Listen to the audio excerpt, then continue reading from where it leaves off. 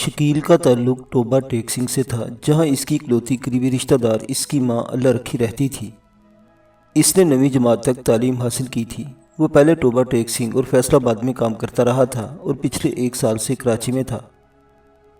اس کے پاس نہ تو اعلیٰ تعلیم تھی اور نہ ہی وہ کوئی تکنیکی ہنر جانتا تھا، لہٰذا اسے اسی نوعیت کے کام ملتے تھے، کسی دکان میں سیلز مین، کسی فیکٹری میں منشی کا معاون یا پھر کسی ٹھیکیدار کے لیے کام کرنے والا میٹر ریڈر۔ جیسا کہ میں شروع میں بتا چکا ہوں، ملزم محکمہ فراہمی بجلی میں باقاعدہ ملازم نہیں تھا۔ اس کے ایک خیر خواہ نے اسے بہرام نامی ایک شخص سے ملوایا تھا جو مذکورہ محکمے سے تعلق رکھتا تھا۔ بہرام نے پہلے بھی بہت سے لڑکوں کو غیر قانونی طور پر میٹر ریڈنگ کے لیے اپنے پاس رکھا ہوا تھا۔ شکیل کو بھی نوکری مل گئی۔ اس کام میں آنے سے پہلے وہ منظور کالونی کی کسی کارخانے میں ملازم تھا جہاں لکڑی کا فرنیچر تیار ہوتا تھا۔ اس کی رہائش بھی ادھر منظور کالونی میں ہی تھی۔ میٹر ریڈر بنے اپنی گرفتاری کے وقت تک اسے صرف 5 ماہ ہوئے تھے۔ 3 ماہ قبل وہ منظور کالونی کو خیر بات کہہ کر گلداد زاہد کے پاس آ گیا تھا۔ ان دونوں میں پہلے شناسائی پیدا ہوئی، پھر دوستی، اور اب گلداد اس کے لیے ایک بڑے بھائی کا کردار ادا کر رہا تھا۔ ملزم کی مقتول کی بیٹی نیلی سے محبت کا باب کھولنے سے پہلے میں مقتول واحد علی اور اس کی فیملی پر تھوڑی سی روشنی ڈالنا چاہوں گا۔ اس بات کا اطمینان رکھے کہ ملزم شکیل نے نیلوفر سے محبت کا اعتراف کر لیا تھا۔ وہ واقعی نیلی کے لیے سنجیدہ تھا، لیکن اس سے پہلے کہ وہ اپنے دل کی بات کو نیلی کے باپ تک پہنچاتا، وہ مرحوم ہو گیا تھا۔ ملزم کے دل کی بات اس کے دل سے نکل کر نیلی کے گھر تو پہنچ چکی تھی، لیکن مقتول کے ذہن تک رسائی حاصل کرنے کا اسے موقع نہیں مل سکا تھا۔ الٹا اسی کو اپنے متوقع سسرال کے قتل کے الزام میں گرفتار کر لیا گیا تھا۔ مقتول واحد علی کی عمر 55 اور 56 کے درمیان تھی جب وہ زندگی کی قید سے آزاد ہوا۔ وہ زندگی جس کی کسٹڈی میں اس نے اپنی شریک حیات کے تعاون سے مزید 9 زندگیوں کو جنم دیا تھا۔ اس کی اولادوں میں نیلوفر عرف نیلی سب سے بڑی تھی۔ نیلی کی عمر 25 سال کے قریب تھی۔ اس سے چھوٹا فرحاد 23 سال کا، نعمان 20 سال کا، فیضان 17 سال کا، رابعہ 13 سال کی، نوشین 10 سال کی، اسد 8 سال کا، بشارت 5 سال کا اور کامران 3 سال کا تھا۔ گویا گلداد کا کہنا بالکل درست تھا، مقتول کی اولادوں میں ہر عمر اور ہر سائز کے بچے موجود تھے۔ اس کی کثیر اولادی میں جہاں خاندان پھیلا تھا، وہیں گھر کے بوجھ میں اضافہ بھی ہوا تھا۔ یہ تو اچھا تھا کہ مقتول کی دکان خوب جمی ہوئی تھی، ورنہ اتنے بچوں کے کپڑے، جوتے اور کھانا پینا مار دیتا۔ جو لگتا تھا مقتول کو جتنا زیادہ لگاؤ اولاد کی تعداد بڑھانے سے تھا، اتنی ہی زیادہ دشمنی اسے تعلیم سے تھی۔ وہ خود پڑھا لکھا تھا اور نہ ہی اس نے اپنی اولاد کو زیور تعلیم سے آراستہ کرنے کی ضرورت محسوس کی تھی۔ وہ لوگ گنتی خوب جانتے تھے۔ مقتول اکثر کہا کرتا تھا، انسان کو نوٹ کمانا اور نوٹ گننا آنا چاہیے، اصل تعلیم یہی ہے اور زندگی میں کام آتی ہے، باقی سب بکواس اور بیکار کی باتیں ہیں۔ اس لیے اس نے اپنے تینوں بڑے بیٹوں کو گوشت کے کاروبار میں لگا رکھا تھا۔ وہ گوشت کھا کھا کر اور گوشت دیکھ دیکھ کر خاصے چربیلے ہو گئے تھے، اور یہ چربی جسم کے ساتھ ساتھ ان کی عقل پر بھی کئی تہیں جما چکی تھی۔ اس کی 9 اولادیں ماشاءاللہ بڑی صحت مند تھیں۔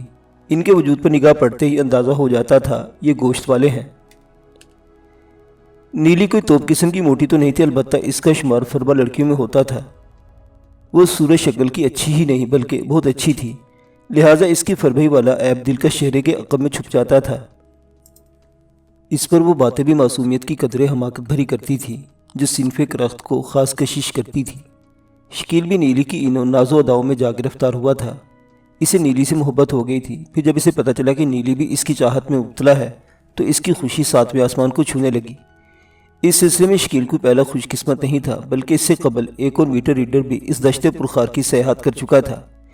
یہ الگ بات کہ اس کا انجام شکیل سے مختلف ہوا تھا، شکیل کے مقابلے میں نہایت ہی خوشگوار اور عین منطقی۔ کاش مقتول نے تعلیم کی ضرورت اور اہمیت کو سمجھا ہوتا تو آج اسے اور اس کی فیملی کو یہ دل دیکھنے کو نہ ملتے۔ وہ لڑکیوں کی تعلیم کے تو بالکل ہی خلاف تھا۔ اس کی احمقانہ سوچ کچھ اس قسم کی تھی کہ پڑھ لکھ کر لڑکیاں بہت تیز ہو جاتی ہیں، وہ بڑی آسانی سے اپنے والدین کی آنکھوں میں دھول جھونک سکتی ہیں۔ اس نے اپنے بیٹے کو تعلیم کی نعمت سے محروم رکھا اور اس محرومی کے سبب وہ گھر آفت کی لپیٹ میں آ گیا۔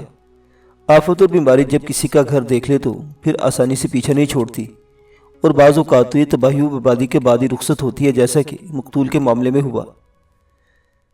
جیسا کہ اوپر بیان کیا جا چکا ہے، مقتول کی رہائش رام سوامی کی گنجان آباد علاقے میں تھی۔ میں یہاں ذرا اس گھر کی تفصیل بتانا بھی ضروری سمجھتا ہوں، کیونکہ آگے چل کر اس کا ذکر بھی آئے گا۔ مقتول ایک 2 منزلہ گھر کا مالک تھا اور آمدنی کی اہمیت کو اس نے یہاں بھی نظر انداز نہیں کیا تھا۔ وہ خود اپنی صحت مند فیملی کے ساتھ بالائی منزل پر رہتا تھا اور زیریں منزل کے 2 پورشن بنا کر اس نے کرائے پر اٹھا رکھے تھے۔ ایک پورشن میں فاروق بھائی اپنی بیوی زبیدہ بھائی اور 2 بچوں کے ساتھ رہتے تھے اور دوسرا پورشن ایک نوبیاہتا جوڑے کے پاس تھا۔ قدیر بٹ اور شمائلہ کی چند ماہ قبل شادی ہوئی تھی اور ابھی ان کے بچے وغیرہ نہیں تھے۔ اگر مقتول معقولے سے کام لیتا تو یہ پورا گھر یعنی 2 منزلیں ان کی رہائشی ضرورت تھیں، لیکن اس نے صرف بالائی منزل پر قناعت کر کے زیری منزل کو آمدنی کا ذریعہ بنا لیا تھا۔ میں نے جس میٹر ریڈر کا حوالہ دیا، تھوڑا اس کا ذکر بھی ہونا ضروری ہے تاکہ نیلی کی تاریخ و جغرافیہ پر کچھ روشنی پڑ سکے۔ موصوف کا نام نوید تھا اور وہ شکیل سے پہلے اس علاقے کی میٹر ریڈنگ کیا کرتا تھا۔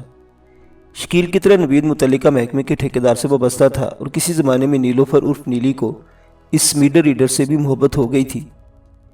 نیلی چونکہ پڑھی لکھی نہیں تھی، اس لیے باہمی خط و کتابت کے لیے وہ اپنے دوست کی محتاج تھی۔ اس کی دوست پروین عرف پیلی کی تعلیم بھی بس واجبی سی تھی، لیکن وہ گزارا لائق لکھنا پڑھنا جانتی تھی۔ جب نوید نے اپنے دل کا احوال ایک پرچے پر لکھ کر نیلی کے حوالے کیا تو وہ سیدھی اپنی رازدار دوست پیلی کے پاس پہنچی تھی۔ پیلی بھی اسی گلی میں رہتی تھی، وہ بھی نیلی کی طرح غیر شادی شدہ تھی۔ دیکھ پیلی، نیلی نے تنہائی میسر آتے ہی کہا، تو میرا ایک کام کرے گی؟ ایک کیا تو 10 کام بول، میں ضرور کروں گی، پیلی نے فراخ دلی کا مظاہرہ کرتے ہوئے کہا۔ دوستی تو مشکل وقت میں کام آتے ہیں، ویسے تو کوئی خطرناک کام تو لے کر نہیں آئی؟ ارے نہیں پگلی، ایک رکا پڑھوانا ہے تجھ سے، نیلی نے کہا۔ رکا یعنی خط؟ ہاں خط، نیلی نے شرماتے ہوئے جواب دیا۔ لو لیٹر، پیلی نے اس کی ادا سے معاملے کو بھانپ لیا۔ مجھے نہیں پتا لو لیٹر کیا ہوتا ہے، نیلی کسمسا کر بولی۔ تو یہ خط پڑھ دے۔ پیلی نے نیلی سے مذکورہ طے شدہ رکا لے لیا اور اسے کھول کر پڑھنے لگی۔ رکے کے اختتام پر اس نے معنی خیز انداز میں گردن اٹھا کر نیلی کو دیکھا اور ٹٹولنے والے انداز میں بولی، میرا اندازہ بالکل درست ہے نیلی، میں تیرے شرمانے سے معاملے کی تہ میں اتر گئی تھی۔ بتا یہ نوید کون ہے؟ وہ اپنا میٹر ریڈر ہے نا، نیلی نے ہچکچاتے ہوئے بتایا۔ وہ اپنا نہیں، محکمے کا میٹر ریڈر ہے، پیلی نے ایک خاص اداسی سے گھورا۔ تو اس پینڈو کی بات کر رہی ہے نا جو کسی گاؤں وغیرہ سے آیا ہوا ہے، وہ کھمبے کی طرح لمبا؟ تو کیا تیری بھی اسی پر نظر ہے؟ نیلی نے سادگی سے پوچھا۔ میری جوتی دیکھتی ہے اس کی طرف، پیلی چمک کر بولی۔ چلو یہ بھی اچھا ہے، تو اسے کوئی اہمیت نہیں دیتی، نیلی نے فلسفیانہ انداز میں کہا۔ یہ چکر کب سے چل رہا ہے؟ پیلی نے کھوجنے والے انداز میں سوال کیا۔ زیادہ عرصہ نہیں ہوا ابھی، نیلی نے بتایا۔ یہ اس کا پہلا خط ہے، تو نے پڑھ لیا ہے تو بتا اس میں لکھا کیا ہے؟ پیلی نے وہ خط مینوان پڑھ کر نیلی کو سنا دیا۔ نیلی نے کہا، تو جانتی ہے پیلی، میں لکھ پڑھ نہیں سکتی، تو مجھے اس خط کا جواب لکھ دینا۔ تو کیا تو نوید کے معاملے میں واقعی سنجیدہ ہے؟ ہاں بالکل، نیلی نے دو ٹوک انداز میں کہا۔ مجھے بہت اچھا لگتا ہے، اور اس خط سے تجھے پتہ چل گیا ہوگا وہ بھی مجھ سے محبت کرنے لگا ہے۔ نیلی، پیلی نے اس کی آنکھوں میں دیکھتے ہوئے گہری سنجیدگی سے کہا، ان گاؤں گوٹ سے آئے ہوئے لوگوں کا کوئی بھروسہ نہیں ہوتا، اچھی طرح سوچ لے، یہ نہ ہو کہ تمہیں بعد میں پچھتانا پڑے۔ میں نے اچھی طرح سوچ لیا ہے، نیلی نے فیصلہ کن لہجے میں کہا۔ پیلی ایک گہری سانس خارج کرتے ہوئے بولی، میں نے اپنا فرض پورا کر دیا تجھے سمجھانے بجھانے کا، تو میری دوست ہے، اسے تیرا یہ کام تو کرنا ہی پڑے گا۔ لکھوا، کیا لکھوانا ہے اس خط کے جواب میں؟ نیلی کو زیادہ سمجھ نہیں تھی ایسے معاملات کی، اس کی سمجھ میں جو کچھ بھی آیا بولتی چلی گئی۔ پیلی اس کے لیے کاتب کا کردار ادا کر رہی تھی، اس لیے وہ اپنی سمجھ بوجھ کے مطابق جملے بنا کر لکھتی چلی گئی، اور پھر یہ سلسلہ چل نکلا۔ نوید کا تعلق خیرپور سے تھا، وہ کراچی میں اپنے کسی جانے والے کے پاس رکا ہوا تھا اور وہ نیلی کے لیے واقعی سنجیدہ دکھائی دیتا تھا۔ اس روز کے بعد پیلی اپنی دوست نیلی کی محرر بن گئی، وہ اسے نوید کا خط پڑھ کر سناتی اور جواب لکھوا دیتی۔ یہ سلسلہ کچھ آگے بڑھا تو پیلی کی نیت میں فطور شامل ہونے لگا، وہ بعض جملے اپنی طرف سے بھی لکھ دیتی تھی اور کئی ایک جملے اپنی طرف سے پڑھ کر نیلی کو بھی سنا دیتی تھی جن کا نوید کے خط میں کوئی ذکر نہیں ہوتا تھا۔ رفتہ رفتہ اس چکر بازی میں پیلی کو مزہ آنے لگا، اور پھر ایک روز نیلی نے اس سے ایسی بات کی کہ پیلی کی نیت کا فطور کھل کر متحرک ہو گیا۔ پیلی سن، جب وہ نوید کے خط کا جواب لکھ چکی تو نیلی نے کہا، آج سے تمہیں میرا ایک اور کام بھی کرنا ہے۔ کیا تو کسی اور نوید سے بھی خط و کتابت شروع کرنے والی ہے؟ پیلی نے چھیڑنے والے انداز میں کہا۔ بدتمیز کہیں کی، نیلی نے خفیہ امیز نظر سے اسے گھورا۔ کیا تو مجھے ایسی ویسی لڑکی سمجھتی ہے؟ چل ٹھیک ہے، تو ایسی ویسی لڑکی نہیں، پیلی نے معنی خیز انداز میں کہا، اب بتا میں تمہارا اور کون سا کام کروں؟ وہ بات دراصل یہ ہے کہ نیلی نے ہچکچاہٹ بھرے انداز میں کہا، چند دن کے لیے تو میرا خط اس تک پہنچا دیا کر اور اس کا جواب مجھ تک بتا، تو کرے گی نا میرا چھوٹا سا کام؟ تیرا دماغ خراب ہو گیا ہے نیلی، پیلی نے ڈانٹ آمیز لہجے میں کہا، تو اماں سے میرا قیمہ بنوائے گی؟ یہ بڑا خطرناک کام ہے، تو ایسا کر، میں ایسا ویسا کچھ بھی نہیں کرنے والی۔ نیلی نے اس کی بات کاٹتے ہوئے ٹوک انداز میں کہا، بس تجھے میرا یہ کام کرنا ہے؟ عجیب زبردستی ہے، پیلی نے شکایتی لہجے میں کہا، اتنا تو بتا یہ بیٹھے بیٹھے تجھ پر کون سی آفت ٹوٹ پڑی ہے جو تو مجھے اس کام کے لیے کہہ رہی ہے؟ وہ نا ابا کو ہمارے بارے میں کچھ شک سا ہو گیا ہے، نیلی نے وضاحت کرتے ہوئے بتایا، اور میں نہیں چاہتی کہ ابا کا شک یقین میں بدل جائے، تو میری بات سمجھ رہی ہے نا؟ اور ویسے بھی تمہارے لیے یہ کام بہت آسان ہوگا۔ بات ختم کر کے نیلی نے لجاجت بھرے انداز میں اپنے دوست کی طرف دیکھا۔ پیلی نے کہا، چل ٹھیک ہے، تیری خاطر یہ بھی صحیح، اب بتا میرے لیے کام آسان کیسے ہوگا؟ تیرا گھر نچلی منزل پر ہے اور ہم اپنے گھر کی اوپری منزل پر رہتے ہیں، نیلی نے وضاحت کرتے ہوئے کہا، بجلی کے میٹر وغیرہ سب گھروں میں نیچے ہی لگے ہوئے ہیں، مجھ سے ملنے اور خط وغیرہ دینے کے لیے اسے اوپر آنا پڑتا ہے، اس لیے میں نے کہا تو یہ کام آسانی سے کر لے گی۔ میں چاہتی ہوں ابا کا شک رفع ہو جائے، پھر اس بارے میں کچھ اور بھی سوچ لیں گے۔ کیا تو اپنے ابا سے بہت ڈرتی ہے نیلی؟ پیلی نے معنی خیز انداز میں پوچھا۔ وہ بولی، تو جانتی ہے پیلی، میرے ابا قصائی ہیں، اگر ان کی چھری بکرے بچے کی بجائے نوید کی طرف گھوم گئی تو؟ نیلی نے پرمانی انداز میں جملہ ادھورا چھوڑا تو پیلی نے جلدی سے کہا، ٹھیک ہے میں سمجھ گئی، تو کیا کہنا چاہتی ہے؟ تو میری دوست ہے، اس لیے میں تیری خاطر یہ رسک لے لوں گی، ورنہ تجھے پتہ ہے میری اماں کیسے ہٹلر ہے، بالکل کسی جلاد کی طرح۔ اگر اسے مجھے پیغام رسانی کرتے دیکھ لے تو سمجھو تو محروم ہو گئی اس رازدار دوست سے۔ میں تیری سلامتی کے دل سے دعا کروں گی پیلی، نیلی پرخلوص انداز میں بولی۔ پیلی اس موقع پر بڑی ہوشیاری کا مظاہرہ کر رہی تھی، وہ نیلی کی بنسبت کہیں زیادہ مکار اور چلاک تھی۔ وہ پچھلے چند روز سے خطوط میں جو چکر چلا رہی تھی، اس کے پھیلنے پھولنے کا اب وقت آ گیا تھا۔ وہ اگر نوید کے رابطے میں آ جاتی تو اس کا کام سہل ہو جاتا۔ دراصل اس کی نیت نوید کے لیے بری طرح خراب ہو چکی تھی، وہ نیلی کی لائن کاٹ کر اپنا کنیکشن جوڑنا چاہتی تھی، اور اس کام کے لیے نیلی از خود اسے ایک سنہری موقع فراہم کر رہی تھی۔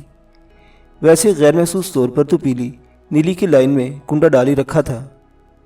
میں تیرے خلوص کو اچھی طرح سمجھ سکتی ہوں نیلی، اور تیری مجبوری کو بھی، پیلی نے گھمبیر لہجے میں کہا، میں تیری سچی دوست ہوں اور مشکل وقت میں دوست ہی کام آتے ہیں، لیکن اس کے لیے ہمیں ایک بندوبست کرنا ہوگا۔ کیسا بندوبست؟ پیلی خاموش ہوئی تو نیلی نے استفسار کیا۔ پیلی نے پرخیال انداز میں کہا، اس خط میں مجھے تیری طرف سے یہ بھی لکھنا ہوگا کہ آئندہ کے لیے وہ خط تیرے بجائے مجھے دے اور مجھے سے خط وصول بھی کرے۔ ہاں لکھتے اس خط میں، نیلی نے جلدی سے کہا، اور یہ بھی لکھنا یہ ساری باتیں احتیاطاً ابا کے شک کی وجہ سے کی جا رہی ہیں، اس سے کہنا کہ چند دن کے لیے مجھ سے ملنے کی کوشش بھی نہ کرے، بلکہ ادھر آئی ہی نہیں۔ نیلی خاصی گھبرائی ہوئی تھی۔ میں سمجھ گئی، بالکل سمجھ گئی نیلی۔ وہ اس کے دونوں ہاتھوں کو اپنے ہاتھوں میں لے کر تسلی آمیز لہجے میں بولی، تجھے اس سلسلے میں پریشان ہونے کی ضرورت نہیں، میں ہوں نا۔ وہ لمحے بھر کو متوقف ہوئی، پھر اضافہ کرتے ہوئے سنجیدہ لہجے میں بولی، میں صورتحال کو سنبھال لوں گی اور نوید کو بھی اچھی طرح سمجھا دوں گی کہ کچھ دن کے لیے منظر سے غائب ہو جائے۔ ہاں میں اس کا خط تجھے برابر پہنچاتی رہوں گی، اور تیرے خط سے۔ بول، اور کیا چاہتی ہے تو؟ بس پیلی، نیلی نے تشکرانہ لہجے میں کہا، میں تیرا یہ احسان زندگی بھر یاد رکھوں گی پیلی۔ دوستوں پر احسان نہیں کیا جاتا نیلی، پیلی نے ٹھہرے ہوئے لہجے میں کہا، میں جو کچھ بھی کروں گی وہ تیری دوستی میں کروں گی، اب تو نوید والے معاملے میں بالکل بے فکر ہو جا۔ اور نیلی اپنے بھول پن، معصومیت یا بیوقوفی کے ہاتھوں واقعی بے فکر ہو گئی۔ نیلی کی اس بے فکری نے بڑا ستم ڈھایا۔ وہ پیلی کی تسلی کے بھروسے خاموش ہو کر بیٹھ گئی۔ پیلی باقاعدگی سے خط و کتابت کی ترسیل کا کام سنبھالے ہوئی تھی، اور نیلی کو اپنے اس دوست پر اندھا اعتماد تھا۔ وہ اس کی کاتب تھی، ڈاکیہ تھی، اور ایک وفاشار جانثار دوست تھی، اور ایسا سوچنا ہی نیلی کی ایک خطرناک بھول تھی۔ پیلی کی نیت کی کھوٹ غیر محسوس انداز میں پہلے ہی سرگرم تھی، اب اسے کھل کھیلنے کا موقع مل گیا۔ وہ خطوں کی تحریروں پر مرضی کے رد و بدل کے علاوہ نوید پر عملاً بھی کام کرنے لگی، اور چند روز میں اس کام کا حسب منشا نتائج بھی سامنے آ گئے۔ پیلی نیلی کی بنسبت زیادہ حسین اور ذہین تھی، اس کی ذہانت میں خاص قسم کی چالاکی اور فتنہ پروری پائی جاتی تھی۔ وہ اپنے بارے میں اور اپنے فائدے کی باتیں بڑے اچھے انداز میں سوچ لیتی تھی، اور اپنے منصوبہ جات کو عملی شکل دینے کا کوئی نہ کوئی راہ نکال لیتی تھی، جیسا کہ اس نے نیلی والے معاملے میں کیا۔ پیلی نے کمال مہارت سے نیلی کے گھر اور اس کے ابا کا ایسا نقشہ کھینچا اور مستقبل کے حوالے سے نوید کو ایسے خدشاتی خطرات سے ڈرایا کہ وہ گہری سوچ میں پڑ گیا۔ اس کے ساتھ ہی پیلی نے اپنے ناز و ادا کی کارروائی بھی جاری رکھی، چنانچہ اسے اپنے مقصد میں کامیابی حاصل ہونے میں کوئی خاص دشواری پیش نہ آئی۔ اس معاملے میں عموماً مردوں کی محبت کا انٹینا ویسے ہی بڑا لچکدار اور ترجیحی ہوتا ہے۔ وہ جدھر سے طاقتور سگنل محسوس کرتے ہیں، انٹینا کو ادھر ہی پھیر لیتے ہیں۔ نوید نے پیلی اور نیلی کو ترازو کے 2 پلڑوں میں بٹھایا اور ایک لمحے میں ناپ تول کر ڈالی۔ اس نے محبت کی ریاضی کے سوال کو حل کرنے کے لیے دل کے بجائے دماغ کے ترازو استعمال کی تھی، لہٰذا فیصلہ کرنے میں سے دیر نہ لگی۔ اس کی زمانہ شناس موقع پرست آنکھوں نے پیلی والے پلڑے کو جھکتے ہوئے دیکھا، چنانچہ وہ بھی اس کی طرف جھک گیا۔ جب کافی دنوں تک نوید کا خط نیلی تک نہ پہنچا تو تشویش نے اسے گھیر لیا۔ ایک روز اس نے پیلی سے پوچھ لیا، کیا آج کل وہ نہیں آ رہا؟ اس کا اشارہ نوید کی طرف تھا۔ اس مرتبہ ہمارا میٹر چیک کرنے بھی کوئی نیا بندہ آیا تھا۔ کیا تجھے نوید کی کوئی خبر ہے؟ مجھے معاف کرنا نیلی، میں تجھے بتانا بھول گئی، پیلی نے معزز خواہانہ انداز میں کہا۔ کیا بتانا بھول گئی تھی؟ نیلی نے دھڑکتے دل کے ساتھ پوچھا۔ پیلی نے کہا، نوید کچھ دن پہلے میرے پاس آیا تھا، بتا رہا تھا گاؤں جا رہا ہے، ابھی تک وہ لوٹا نہیں۔ گاؤں جا رہا تھا؟ نیلی نے خود کلامی والے انداز میں کہا، لیکن کیوں؟ وہ پیلی نے ندامت بھرے لہجے میں رک کر بتایا۔ وہ کہہ رہا تھا ادھر خیرپور میں اس کے باپ کی طبیعت ٹھیک نہیں، گھر والوں نے اسے فوراً بلایا ہے۔ میرے ذہن سے یہ بات نکل گئی، ورنہ میں تجھے ضرور بتاتی۔ نیلی کی پریشانی 2 چند ہو گئی، تاہم وہ اس سلسلے میں سرے دست کچھ بھی نہیں کر سکتی تھی۔ اس رائی لہجے میں اس نے پیلی سے استفسار کیا، وہ کچھ بتا کر تو گیا ہوگا؟ کتنے دن میں واپس آ جائے گا؟ نہیں، پیلی نے قطعیت سے نفی میں گردن ہلائی، اس نے ایسا کچھ نہیں بتایا۔ اور تو خود سوچ، وہ بتا بھی کیسے سکتا تھا؟ اسے کیا پتا اس کے باپ کو کتنے دن میں ٹھیک ہو جائے گا؟ محکمے سے وہ چھٹی لے کر گیا ہے۔ نیلی نے بے بسی سے اپنی عزیز جان دوست کی طرف دیکھا اور مایوسی بھرے انداز میں خاموش ہو گئی۔ وہ اس سے زیادہ اور کر بھی کیا سکتی تھی؟ وقت کی ڈور اس کے ہاتھ میں نہیں تھی جو وہ اسے کھینچ کر نوید کو واپس بلا لیتی۔ واقعی وقت کی ڈور نیلی کے ہاتھ میں نہیں تھی، اگر کبھی رہی بھی تھی تو اب یہ ڈور اس کے ہاتھ سے نکل کر پیلی کے ہاتھ میں جا چکی تھی۔ وہ نیلی کی سب سے بڑی بدقسمتی یہ تھی کہ وہ اس سفاک حقیقت سے آگاہ نہیں تھی۔ وہ صبح و شام نوید کے باپ کی صحت کے لیے دعائیں مانگتے ہوئے اس کی واپسی کا انتظار کرنے لگی۔ پھر ایک روز نیلی کا انتظار ختم ہو گیا۔ نوید اپنے جس بیمار باپ کو دیکھنے خیرپور گیا تھا، اسے اپنے ساتھ کراچی لے آیا اور بالکل صحت مند حالت میں، لیکن یہ جان کر نیلی پر بجلی سی گر گئی کہ وہ اپنے باپ کے ساتھ پیلی کے گھر آیا تھا اس کے رشتے کے لیے۔ دونوں کے گھر ایک ہی گلی میں واقع تھے، اس لیے یہ خبر چھپی نہیں رہی تھی۔ نیلی کو یوں محسوس ہوا جیسے اچانک آسمان اس پر آن گرا ہو۔ اسے آنکھوں دیکھی حقیقت پر یقین نہیں آ رہا تھا، اور جب یقین آیا تو وہ پھوٹ پھوٹ کر رو دی۔ اس کی بے بسی کا یہ عالم تھا کہ وہ کسی کے سامنے رو بھی نہیں سکتی تھی، ورنہ 100 سوال اٹھتے کہ اے باولی لڑکی تجھے کیا ہوا؟ تو کس نقصان گراں قدر پر یوں اشک بار ہے؟ وہ کسی کو کچھ بتانے کی پوزیشن میں نہیں تھی، لہذا چھپ چھپ کر روئی اور جی بھر کر روئی۔ اس نے اپنی محبت کی نارسائی کا ماتم کیا، اور جب اشکوں نے آنکھیں اور چہرہ دھو ڈالا تو اس سے صبر آ گیا۔ اس نے اپنے دوست پر 4 حرف بھیجے جس نے آستین کے سانپ کا کردار ادا کیا تھا، اور ہمیشہ کے لیے اس سے کنارہ کشی اختیار کر لی۔ اس نے پیلی یا نوید سے کسی قسم کا شکوہ کرنا ضروری نہیں سمجھا تھا۔ اسے نوید کی بے وفائی اور پیلی کی دغا بازی سے اندازہ ہو گیا تھا کہ اسے کسی شکایت کا کوئی فائدہ نہیں۔ اس کے ساتھ جو کچھ بھی ہوا تھا وہ ایک سوچی سمجھی اور گہری سازش کا نتیجہ تھا۔ پیلی نے کسی خزاں کی مانند اس کی محبت کی شادابی اور سرسبزی کو زردا دیا تھا۔ چند روز وہ اپنی محبت کھونے کا ماتم کرتی رہی۔ وہ اپنے اس زیاں پر افسردہ اور ملول تھی، لیکن اس نے گھر والوں پر اس سوگواری اور افسردگی کو ظاہر نہیں ہونے دیا۔ رفتہ رفتہ وہ نارمل ہوتی گئی، اور جب ملزم شکیل نے اس کی محبت کے دروازے پر دستک دی تو وہ جیسے ایک دم جی اٹھی۔ اسے یقین ہی نہیں آ رہا تھا کہ قسمت ایک مرتبہ پھر اس پر مہربان ہونے جا رہی تھی۔ اس نے چند دن سوچا، غور کیا، اور یہ نتیجہ نکالا قدرت نے خاص طور پر اس کے لیے شکیل کو بھیجا ہے۔ اس کی سوچ غلط تھی یا درست، اس بات سے بحث نہیں، البتہ حقیقت یہ ہے کہ اس نے غور و فکر کے بعد شکیل کی محبت کا جواب محبت سے دینے کا فیصلہ کر لیا تھا۔ نوید نے میٹر ریڈی چھوڑ کر کوئی اور جاب کر لی تھی، اور شادی کے بعد وہ اس علاقے میں بہت کم دکھائی دیا تھا۔ اس کی جگہ مذکورہ ٹھیکیدار نے شکیل کو میٹر ریڈنگ کے متعین کر دیا تھا۔ جیسے جیسے دن آگے بڑھ رہے تھے، نیلی اور شکیل کے بیچ مراسم مضبوط ہو رہے تھے۔ اس بار نیلی نے کسی اور کو اپنے محبت کے راز میں شریک نہیں کیا۔ وہ پیلی سے چوٹ کھا چکی تھی، لہٰذا اب اور کسی پر بھروسہ نہیں کر سکتی تھی۔ حالانکہ ان دنوں ایک ایسا کردار اس کے آس پاس موجود بھی تھا۔ اس کے گھر کے برابر میں ایک مختصر سی فیملی کرایہ دار کی حیثیت سے آ کر آباد ہوئی تھی۔ وہ صرف ایک منزلہ گھر تھا۔ وہ نیلی کے گھر کی چھت اور کھڑکیوں سے پڑوسی کے گھر کا شہر نظر آتا تھا۔ کرایہ دار فیملی محض 3 افراد پر مشتمل تھی، یعنی میاں بیوی اور ان کا ایک 8 سالہ بچہ۔ شوہر سعودیہ کی کسی فرم میں ملازم تھا۔ ان دنوں وہ چھٹی پر آیا ہوا تھا۔ ایک ماہ وہ بیوی اور بچے کے ساتھ گزار کر واپس چلا گیا اور اب ماں بیٹا اکیلے ہی گھر میں رہ رہے تھے۔ بچے کا نام فیصل اور اس عورت کا نام روبینہ تھا، جو چمکی کہلاتی تھی۔ سعودیہ میں ملازم شوہر کا نام کاشف محمود تھا۔ روبینہ عرف چمکی کی نیلی کی اماں سے کافی گہری دوستی ہو گئی تھی۔ دونوں کا ایک دوسرے کے گھر آنا جانا بھی شروع ہو چکا تھا۔ بسم اللہ بیگم اگر ایک بار چمکی کے گھر جاتی تو وہ اس کا بدلہ اتارنے کے لیے ان کے گھر کے 10 چکر ضرور کاٹتی۔ چمکی ایک پرکشش اور خوبصورت ادھیڑ عمر عورت تھی، جو اپنی باتوں اور انداز و اعتبار سے خاصی تیز نظر آتی تھی۔ نیلی چمکی کی طرف سے ہمیشہ خوفزدہ رہتی تھی۔ وہ ہر شے، ہر معاملے پر نگاہ رکھنے والی عورت تھی۔